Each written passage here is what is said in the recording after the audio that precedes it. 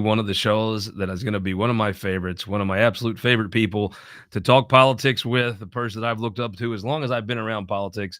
Let's bring in former senator, now the county clerk in St. Francois County, Kevin Engler, the Lead Belt legend. Welcome to This Week in Missouri Politics Midweek Update. Good to be here, Scott.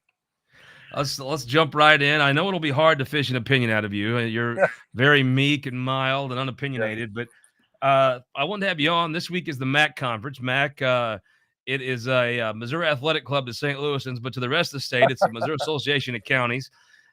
Steve Hobbs, Kara, the crew, they do a great job with their conference. It's always at the lake the weekend before Thanksgiving. There is I'll give you my opinion because I'm not us Southeast Missourians are known to be so quiet and shy.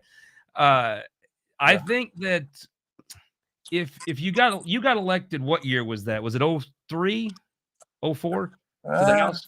To the House, I think it was 02. Yeah. So you come in 02. You had a district the Republicans had represented for the first time in a while with from Tom Burcham. So you come in. At the time, there was all these wonderful things you could do as a new Republican legislator. You could cut taxes, ban abortion, give everybody guns. And there was all these things these problems of the state, you could tackle conservative issues. Now we're 22 years later, people running for office. If you get elected next August and next November, I'm not sure. I feel kind of sad for folks because let's say you got a guy, let's say hypothetically Charlie, he's running. Charlie wins. He wants to cut taxes and be like, Charlie, we've cut taxes like 5 times in 4 years. The court's probably going to make us raise them back to fund education. We cut them again. It's like, well, damn. Well, I'm going to ban abortion. It's like, oh, Charlie, sorry, pal. Abortions are banned. And then it's like, well, I'm going to give toddlers Uzis. Well, damn, Charlie. Actually, toddlers can have Uzis. Oh, there's gay people. They're smiling. I'm going to stop that. We've already harassed gay people. We can really harass them. There's just not a lot left to do. And so to me, the Charlies of the world that get elected and want to do something, they've about done all they can do with the state. So now they're trying to run the counties. Am I wrong? No, I think that sums it up pretty well. Maybe it's the frustration, but the unfunded mandates that say, hey, what we're going to do is we're going to cut your taxes too. We don't care where your revenue is going to come from.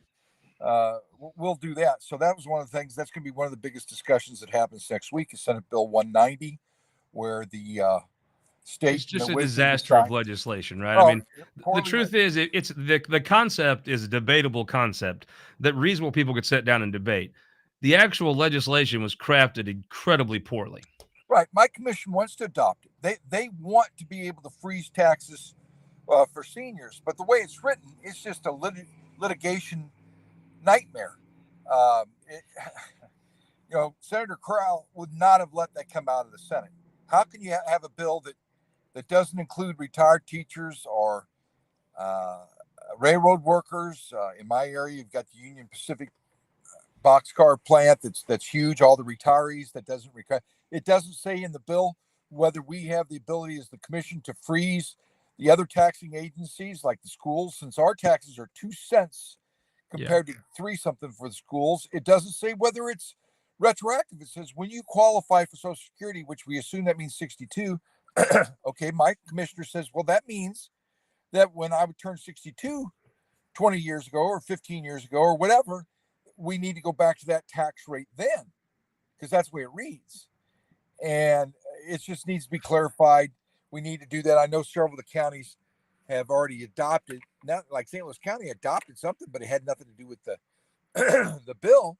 But it's going to be lawsuits, and we don't have full-time attorneys where we're going to pay $300 an hour to defend lawsuits from whatever taxing agency, whether it be the developmentally disabled or whether it be the school, to defend this. Saying, well, each of these taxes, like, I guess in a few weeks, folks will get their property tax bill. When they open it up, each tax on there was voted in by the public. It's not like this was a political thing.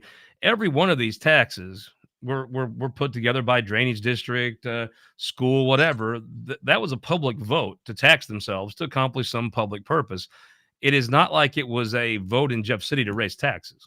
That's true, but there is a problem with the tax rates getting out of hand for homeowners that have held it there for a long time. Now, we do have a policy in place right now that deals with low income. What this deals with middle and upper income.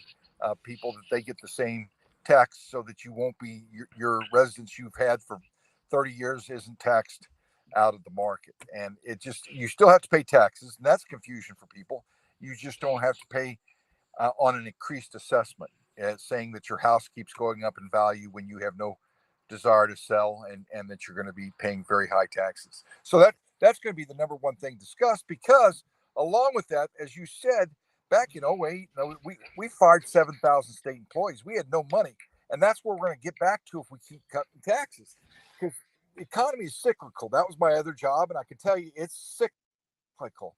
And so we will cycle around to when our revenues right now during COVID, our county revenues were up about 6 to 8%. People had time to go, and they were getting checks from the government, and they were spending the money.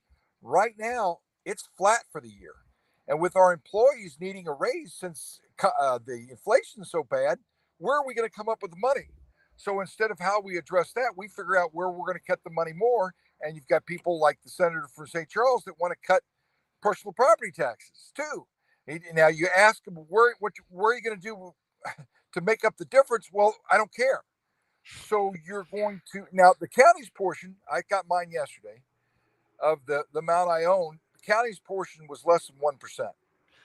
So it's not like we're fighting for huge amounts of money, but where's the schools? Where are the developmentally disabled? Maybe we should put the group of people that we used to call retarded, and we've got funding for them. Now I changed the name so that we call them developmentally disabled now, and put them out front and say, do you really want to take money from these people? Because that's what's going to happen is the economy turns around, and we've cut our rates down low enough that we're going not to be able to fund the formula. We're not going to be able to fund our county. We had to quit because of inflation. We had to stop our last paving program last week because asphalt, whose primary component is oil, was up too high. And we have to pay the going rate. So we couldn't pave our last two roads that we planned on paving because of the cost of things. So at some point, if we continue our downward trend for as revenue, it will be difficult. Now, I still, like I said, my commission's all for it, but we don't want to get in a situation where we're going to litigate everything. Well, to me, the two problems was, number one, again, the suburbs are the problem. The suburbs are where the complaints come from. The suburban people will vote for folks that are claimed to be very conservative at election, but they'll raise their property taxes, then they'll complain. And it's the rest of the state now having to pay the freight for the suburbs problems again. Now, a lot of the revenue in this state comes in the suburbs, so you give and you take. But I'm not sure that it was. I don't think it was anybody on the Bismarck School Board bringing this up as a problem. I think it's a St. Charles, West County thing. St. Louis County elects an assessor who's proud of the fact he taxes more every year, and he wins election very easily. You get what you want, right? To me, the better move would have been to go to St. Charles County, look at your tax bill. Whatever you want to change, you can lower that levy. A vote of the public said it, you can lower it. Go lower it. Nobody's stopping anybody from going back where they live and lowering those levies. Get after it, right? Well, they put a provision in here where the people can vote on it too. Who doesn't want to lower their taxes?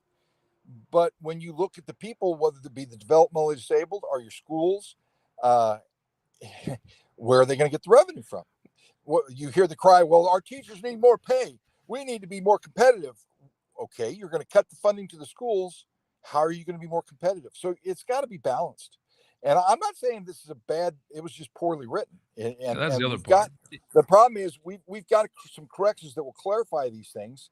But since Can you get that done, though? Is that real? Charles, I don't think it's realistic because he will sit there and filibuster to try to get rid of personal property taxes. And that if you get rid of that revenue, it's got to come from someplace else, or your schools aren't going to be able to function. And if you live in the Farmington School District and you want to lower your levy, there is a legal way to do that. You put that on the ballot, you can vote on it and lower it if you want to. Or next time they say we've got a no tax increase levy, in reality, it's going to drop.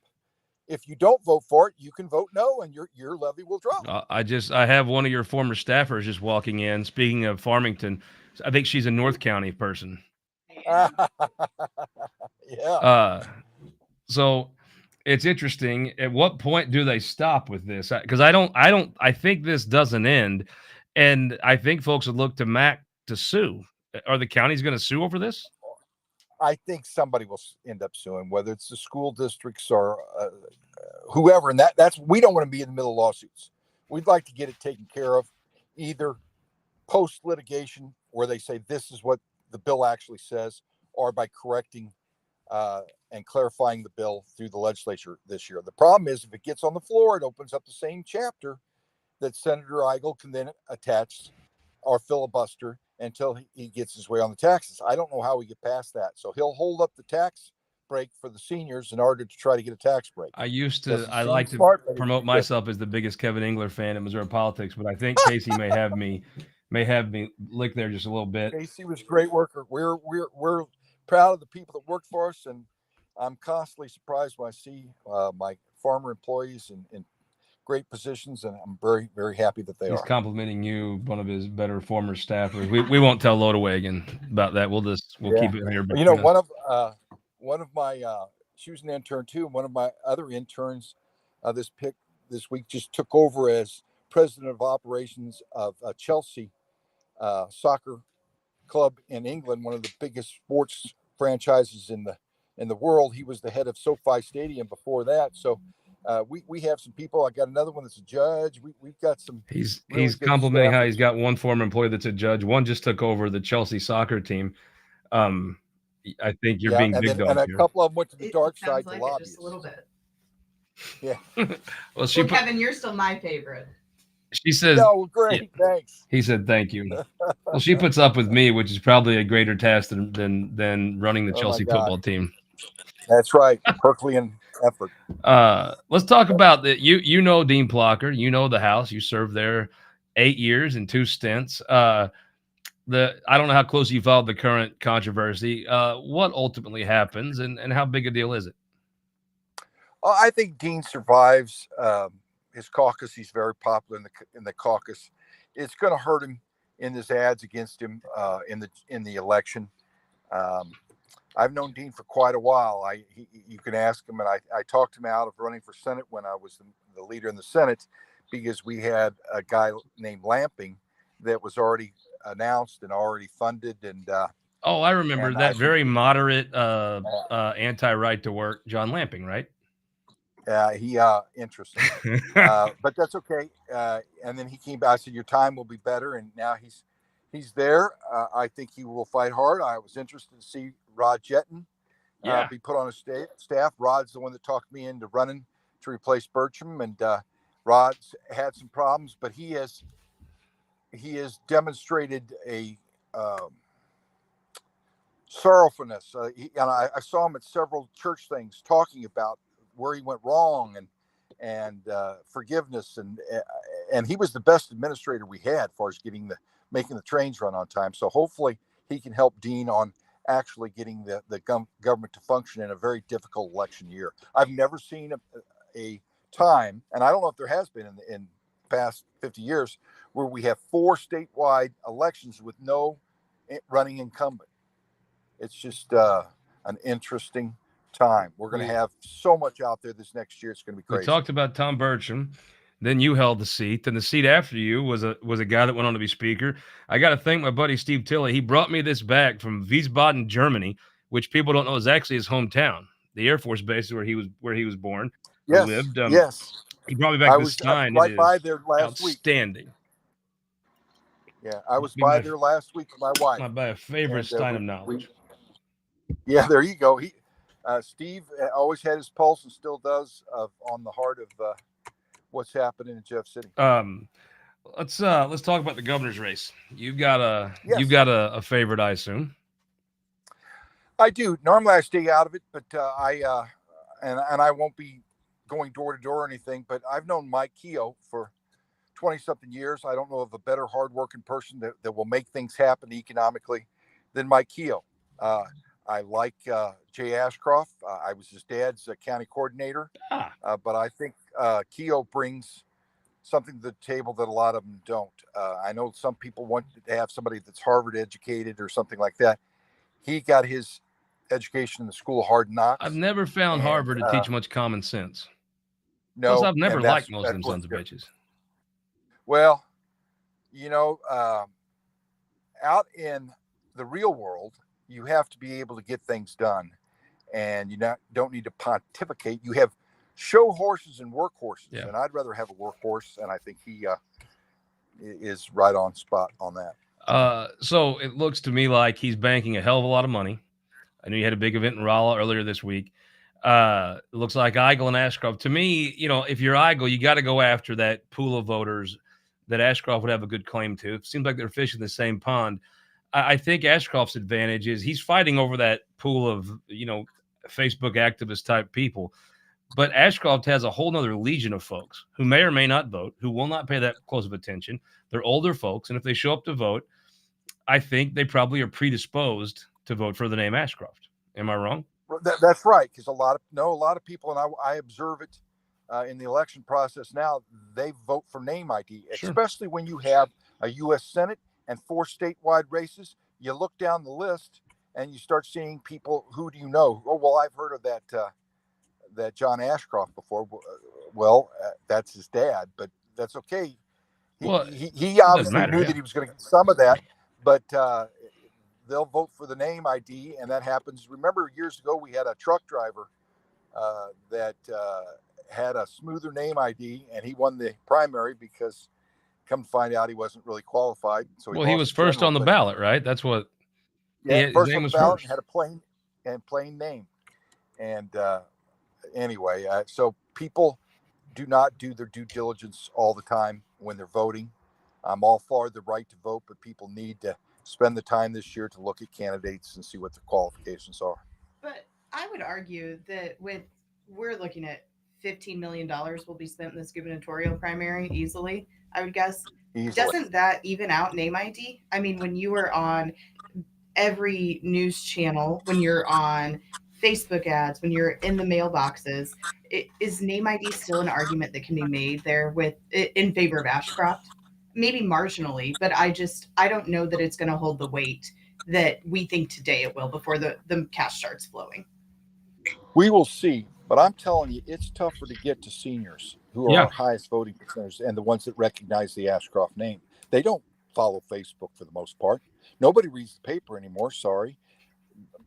I was on the way up here today. I was listening to Sirius Radio. I don't listen to the local radio station. How do you get to those people and change? I used to listen to the radio station when I would drive to St. Louis and listen to you tell the stock prices on the radio. That's right. Kevin Engler with Edward Jones, members of the New York Stock Exchange, bring your daily stock. I think there's a swash of folks that is for 35 years. That's a sizable swash of folks who are older, who vote maybe every other primary, that may or may not vote. They won't plan their month around it. They'll show up or they won't. And I think in an age where everybody's attacking everybody, that comfortability with that name, I would say no Republican primary voter has a particularly negative view of that name. And that's right. That's exactly right. But the thing is, it doesn't have to be a huge swap. Yeah, it just needs to be 10%. And those folks are going to vote Ashcroft 8%. If he never ran an ad, if he never did anything, they're going to vote. Correct. They're going to be familiar with that name, and that is an advantage he has. That yes, I think right now he leads in the polls because of name ID. I don't believe anyone in this state that is not politically active gives a damn about any of those 3 names. I think those folks, your general person isn't living and dying with it. It's a name ID thing, and if you polled the race, they would say now that'll change in the summer, but. Jay's a good person. Don't get me wrong. So it's not like you're voting for just the devil. You're not. He's a good person. I just, in my opinion, think that Keogh brings more to what I want in government. Somebody that can make things happen economically and be a steady hand as far as guiding the state and not cow down to all the extreme right wingers that say, by God, we've got to get rid of all taxes. We'll be like Tennessee and Florida. And people will be flocking here. And, you got to have somebody say, no, let's do it in moderation. Tennessee has some pretty stout taxes, and Florida and Texas have oil and tourism. There's a reason. It's not that those states don't collect revenue. It's that they collect it in other ways. Now, reasonable people could argue which way. But before I let you go, I saw that the Kevin Engler brand of friendly to folks that work for a living in a labor union has now been picked up by Josh Hawley. Does that surprise you? The world's coming to you. Yes, that is surprising because I don't know. Josh Hawley's never been in St. Francis County, and he's a career politician, so I thought they may not do that. But I think the same thing may happen in the gubernatorial when they look at it next July. A lot of the unions may tell their membership, "Hey, I know we tell you to vote Democrat, but I know a lot of you vote Republican. If you're going to vote in the Republican primary, here are our choices," and they'll lay those out. I saw a guy, Jeff Gerling, who I like out of Kansas City. He's worked for the Jackson County Party.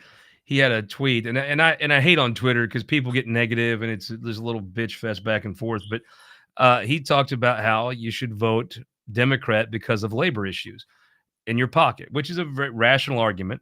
But I hear folks in the Democrat Party saying overlook our views on cops and guns and different things a guy in a union might care about to vote for your. Well, I've always wondered, why don't you just change some of your views to meet the labor guy? Yeah, my dad was labor, and I have nothing against labor. But what they have to understand, you have to have an economy that's growing for the working person to make a living. If you get your price of cars, and great that you got a 25% pay increase, but if that means that we have to supply more cars offshore, and you lose your job, and there's less union job workers because their cars cost a lot more to make, that's counterproductive. And so what we have to do is, like I said, have a reasonableness where we create jobs, we give good wages, but we make this economy grow, because Missouri's stagnant, and the inner cities are downright terrible. I was just on vacation with my wife last week in Europe, and I don't care where we went. We walked through the towns; they were clean. You didn't see all the drug use. People were paying attention to the laws. Where'd you go? If you don't mind me asking, disaster. What town did you go and have a good experience? We were in Vienna and Budapest, and several of those teams. A couple of Passau, German town. It was on a Viking cruise, and it was very nice. But you could walk any place. We walked 3 miles into the palace there in Vienna through neighborhoods and weren't in fear of anything. Every place was clean. You cannot do that in our metropolitan areas now, and it's just a shame. Kevin, I want to ask you a question. You are a man of faith, Catholic, have always been ardently pro-life. We are seeing ballot initiatives regarding abortion pop up all over the country. There's several in Missouri. If those make it to the ballot, how do you think that impacts the election, and what does the state look like? Well, I think it passes. I've voted pro-life, negotiated the last major abortion bill, because there's going to be abortions, whether they're legal or illegal. I think the Republicans have misframed this issue. We need to be able to have a law that allows abortions to a certain point. But the Democratic side is, you can have an abortion until the point of birth. That's their current position, and nobody's saying that that's insane. But yet, if Palestinians come and attack and kill a baby in the womb, that's murder. There was just a murder this past week where somebody killed somebody and they had a fetus. That's murder. But the Democratic position currently nationally is, you can abort the baby until the final moment. And to me, that is, it's indefensible. And so unless they reframe the issue, they're going to lose on those and that's one of the things that killed Eigel on the initiative petition. They were ready to make it a higher level to get the initiative petition, and he filibustered all that day. And then he says he's pro-life. Well, that may be the most pro-abortion position that's happened in the last 5 years, because we may be able to pass that pro-abortion bill with 50+1 instead of whatever 57. Yeah, but isn't this crazy? The curse? I remember when you were there, medical malpractice insurance is a big issue. You couldn't shoot a BB gun through the rotunda and not hit a guy in a white coat. They got what they wanted. Yep. Now you can't even have a doctor of the day. You can barely have a doctor of the week. There's a doctor of the month now for the Senate. The fact is, when you get what you want, like the pro-lifers did, you lose your enthusiasm. It's the worst thing in politics, is to get what you want. Yeah. Well, a lot of times the same way with too big a majority. Oh yeah. You don't examine the issues. If you know you're going to be able to pass it, if you lose 20 votes in the House and you're still going to be able to pass something, you don't really examine to see if it's truly correct. Well, you just go ahead and shove it through. The truth is, if you can lose 20 votes and still pass whatever you want, it doesn't make those 20 irrelevant. It makes the entire 110 irrelevant. Because Right. if you don't If have you're to going to care pass, about that large of a group, nobody can maneuver anything. Now, I right. think it's And that's interesting what's getting, change. A lot of the public policy, like the ag bill, the suburban people have decided they just don't give a damn about the rural people. They expect the rural people to vote for whatever the Facebook crowd wants, but they don't help the rural people. And they've stopped helping rural folks. And it's the yep, Democrats that's having to come in. You've seen the last two things that helped rural Missouri. It was a coalition of rural Republicans and urban Democrats. And then right. your angry suburban Starbucks drinker, Prius driver that's always bitching about something, they were Well, against it. I think that the term limits is the problem with that, because term limits, you would make a deal with somebody knowing that they had the ability that next week there might be something that you had to make a deal with them on, and vice versa. Now it's, I'm only here for a couple of years, so by God, my way or no way. That's, you can't get anything done that way. Isn't that a Politics is cultural the thing art of too? compromise. That's part of our Well, entire it is. culture, I think. It is, because the right wing, the more right wing area it is, the more radical their representation is. And you just can't do that. You can go back and check. I passed more bills than anybody in the past 25 years. And the way I did it was getting to people and trying to find common ground, saying, okay, what if we would do this? Are you okay with that? Are you okay? That you recognize it's a problem. That's hard work, though. What if? Talking to a bunch of people is hard work. It is. You got to work at it, work the bill. And, and I would let, even in the House, I'd had people say, well, why, when I came back to the House, why do you let these minority members amend your bill?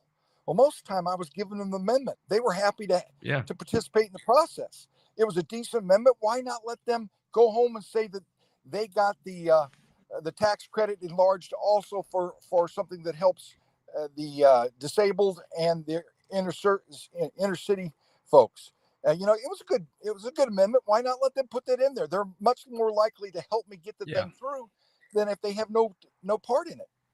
I got to thank a buddy of mine, Charles, from Jefferson County, sent me this terrific history of Southeast Missouri. It even has, for both of you, it has a whole chapter on the lead belt. Appreciate Charles for watching the show. Appreciate you sending me this. I always got to thank Steve Tilley. This is one of my favorite Steins. I will cherish this. They brought all the way back from, I don't know if you've seen him over there when he was in Germany. He was in Germany last week, maybe 2 weeks ago. Did he go to the Chiefs game? I think that's what he did go for, yeah. I believe he did. Falk was there too, one of my old staff members. He was at the Chiefs game. But Germany's a pretty good sized country, and we didn't come across each other. I also want to thank the folks at United Fiber, the rural broadband. If you want to see it done right, United up in Savannah is doing it right. And the folks at Courtyard by Marriott. I mean, honestly, if you're coming to town, there's one hotel to stay in. Casey, if you've got one of your many clients come to town for a fundraising visit, you're going to put them at the Courtyard, right? Or are you going to insult them? Always. All right, the Courtyard, familiarize myself. Is that where the old hospital It is. And to their credit, they kept that old kind of castle-looking wall as part of the structure. We stayed there 4 times, and we're staying there the Thanksgiving night too. And we're coming up and having Thanksgiving with the boys and their families, and so we'll be there. I love that hotel. It's perfectly located, and one of the major owners is from Farmington. That's right. Yep. There's definitely lead belt. Kim Van Staven. Yeah. That's right. Well, Senator, I appreciate your time. Thank you so much. Hopefully we'll see you at the MAC conference. And hopefully, it's one thing. You can debate whether the tax cut for seniors is a good idea or bad idea. That's a perfectly good debate. Hopefully they'll write the bill in a professional manner next time, or try to fix the one they have. That's the only problem I had with it. My people want to adopt it. I'm not going to argue with them, but we can't be spending tens of thousands of dollars in lawsuits. That's crazy. Senator, thank you so much for joining us. We appreciate it. Good talking to you. Bye-bye. That was let's just go through the list. That's former Farmington mayor, the namesake of Engler Park. That's former representative, former senator, current clerk of St. Francois County, Kevin Engler. I don't know there's anybody in politics I look up to and admire more. This same goes for me. I owe my political career to Kevin Engler and am forever thankful for him. I'll tell you a story. So I get elected mayor of Poplar Bluff, and of course, they set the Missouri Municipal League conference right after the April elections. And so I didn't even know that existed when I became mayor. So I go up to this conference and I'm got my little lanyard. I'm tickled to be there. I got my JC Penney suit that's hanging over my wrist too big. And I don't know. I think I'm a big deal, but no one else seems to care. I sat in this room and they're debating some issue. I have no idea what they're talking about. I'm kind of, it's before you could sit on, read on your phone in meetings. So it's kind of like church. You're just sitting there looking around, and this debate is boring. And I could tell it was a little irrelevant. Well, Kevin, this big bald dude, stands up. He doesn't even have a lanyard on. He obviously is not particularly caring about the other people. He said, whatever he said, he goes, look, this is stupid. This is what we need to do. This is my vote. And he goes, somebody else could have my proxy. This is a ridiculous conversation. We're thinking that is awesome. So he left the room. He just walked out. So I'm like, I want to follow that guy. Followed him to the hotel bar, got to know him. And I didn't know the mayor of Farmington was, but it was Kevin Engler. And after that, I'm like, this guy's great. And I don't know what they ended up doing, but they should have done what he did, because we skipped the rest of the meeting and just visited it at the bar. And I've looked up to him ever since. We worked on highway stuff together. I remember him coming down when he's running for Senate. He flipped that seat that had been held by Danny Staples for my lifetime. Yeah, it's so funny. People talk about the Democrat supermajority. Well, the supermajority had Danny Staples and Lacey Clay in the same party together. And they were the best of friends, right? Well, I think the hubcap incident might have. I think that hubcap is still hanging up somewhere down at the float stream thing in Shannon County.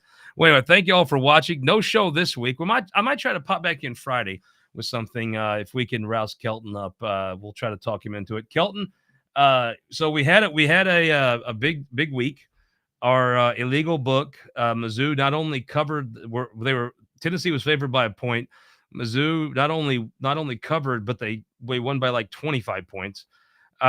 So this week, Florida minus 11. Casey, do you have $10 on you? It's Mizzou minus 11. Oh, Mizzou minus 11. Sorry. Mizzou's given up 11 points to Florida at home. Who you're gonna put $10 in, right? Do you take Venmo? Kelton, do our legal sports book take Venmo? Yes. Done. I'm in. What are you picking? So you could pick Mizzou to win, triple your money, or Florida to win with triple your money. Mizzou to win, they have to win by 12 points.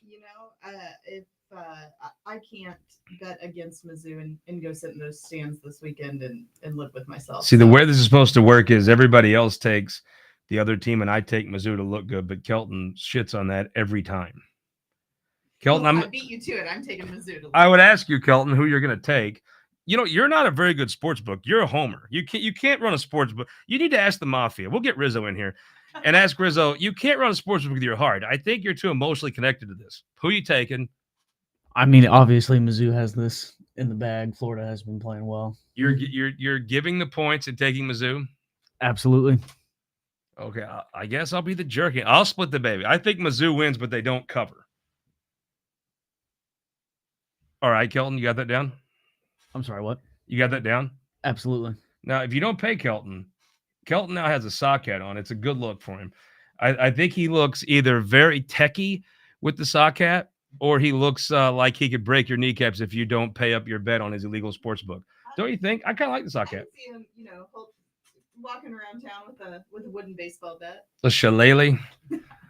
No, I do. Don't you think sock hats are good? Because, I mean, Kelton knows all this computer stuff we do.